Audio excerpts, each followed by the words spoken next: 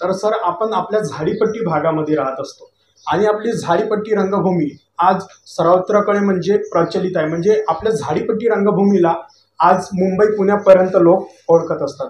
तर सर आपल्या झाडीपट्टीच्या संस्कृतीबद्दल म्हणजे तुम्हाला काय वाटते? खरं तर झाडीपट्टी किंवा मी पुण्याला जेव्हा राहिलो आणि पुण्याला राहिल्यानंतर जेव्हा मी इकडे पुण्याला 10 वर्ष राहिल्यानंतर जेव्हा मी गावाकडे आलो तेव्हा मला इतका अत्यानंद झाला की म्हणजे इथली बोली भाषा किंवा इथली नाट्य संस्कृती, स्पेशली मी नाट्य संस्कृतीबद्दल तर बोलणार नाही, ते तुला त्याचा फार मोठा अनुभव आहे।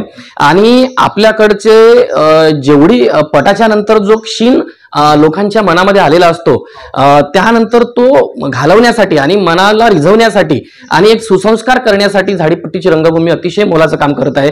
पुण्यातली रंगभूमी जी व्यावसायिक रंगभूमी आहे ते सुद्धा आम्ही बघितलेली आहे, परंतु सामान्य माणसाला अगदी सुंदरतेने आशय पोहोचवणारी ही आपली झाडीपट्टी रंगभूमी आहे।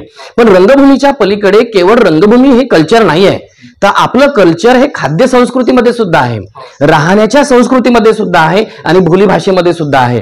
मला तुला स्पेशल हे सांगावंसं वाटेल की ज्या प्रकारे माझ्या गावामध्ये, माझ्या मिनगरी गावामध्ये जे प्रेम आपुलकी जो संस्कार आहे तो संस्कार शहरामध्ये मिळतेच असं नाही। म्हणजे कारुण्य जे आहे, प्रेम जे आहे, हे सुद्धा आपल्या संस्कृतीचं वैशिष्ट्य आहे। आणि दुसरी गोष्ट अशी की आपल्याकडे जे खाद्यपदार्थ मिळतात किंवा बनवतो आपण, जसं रानातल्या रानभाज्या आहे तर त्या रानभाज्यांचा वापर आपण करून सुंदर सुंदर पदार्थ बनवतो।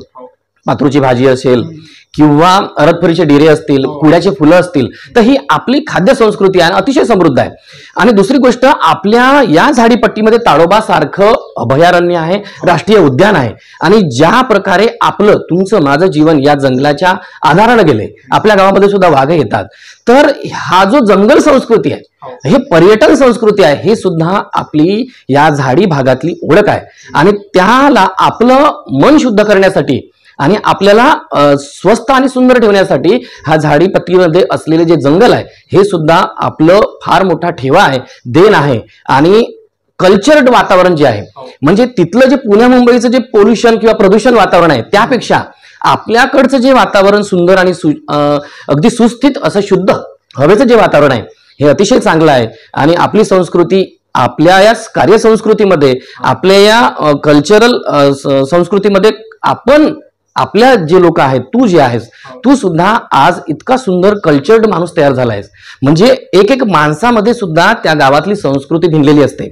आज तू आपल्या झाडीपट्टीच्या चॅनल उभा केला आपल्या गावाचं आणि तिथून तू मोठा झालायस, तर तू आपल्या गावातल्या संस्कृतीचं अपत्य आहे। महेंद्र खोब्रागडे आज गावामध्ये आहे, हा महेंद्र खोब्रागडे या गावाचं, या झाडीपट्टीचं अपत्य आहे। आणि या झाडीपट्टीच्या संस्कृतीवर आमचं नितांत प्रेम आहे, कारण ती एक युनिक आदिवासींच्या माध्यमातून आलेली आणि मल्टीकल्चरल असलेली एक संस्कृती आहे आणि मला त्याचा खरंच अभिमान वाटतो। मित्रांनो, तुम्हाला व्हिडिओ आवडला असेल तर व्हिडिओला लाईक करायला विसरू नका व झाडीपट्टीमधील नाटक व इतर कार्यक्रमाचे व्हिडिओ बघण्यासाठी झाडीपट्टी मिनगिरी या चॅनलला सबस्क्राईब करा व बेल आयकॉन दाबायला विसरू नका, जेणेकरून नाटकाचे संपूर्ण व्हिडिओ तुमच्यापर्यंत लवकरात लवकर पोहोचतील। धन्यवाद।